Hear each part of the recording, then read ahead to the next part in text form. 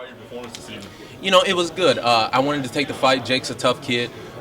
He'll be a top 10 guy someday, so I'll always hold that W over him, even when he's at the top. So that's why I wanted to take the fight. The kid's young. He'll bounce back, and it'll make it even better for me. I think he said he kind of just picked you to fight. He thought you were the right matchup for him.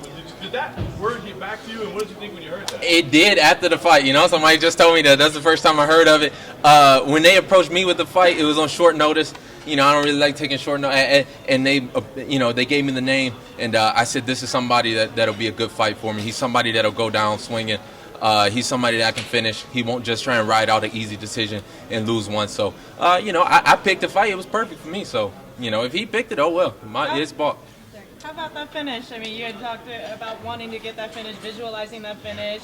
How did it feel to get that TKO? Good. Like I said, I was trying to get the finish in the second round. We tweaked up a little. I went on MMA Junkie, and that's what I was, I even broke it down for him. Like, most of these guys, they're ready to go in the third round with me. Maybe 4 or 5 fights. Everybody's ready to go in the third round. I was going to visualize it for the second.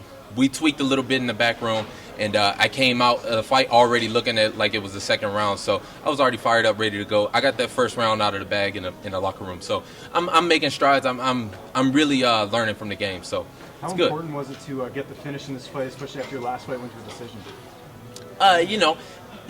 It is what it is, Like, even the last fight, I showed a lot of good stuff. Even those fights that go long, I show a lot of stuff. I show new things. I'm switching stances. I'm throwing a lot of kicks. I'm sticking the jab. I'm moving. I give somebody new, the people, my opponents, something new to think about. They don't know what I'm gonna do. They don't know if I'm gonna come out and wrestle. They don't know if I'm gonna kickbox, if I'm gonna box. So even those fights that go the distance, it's still things to learn. So it's good. First knockout victory since 2012 for you. Nice to finally get that one under your belt. I know you usually win by submission.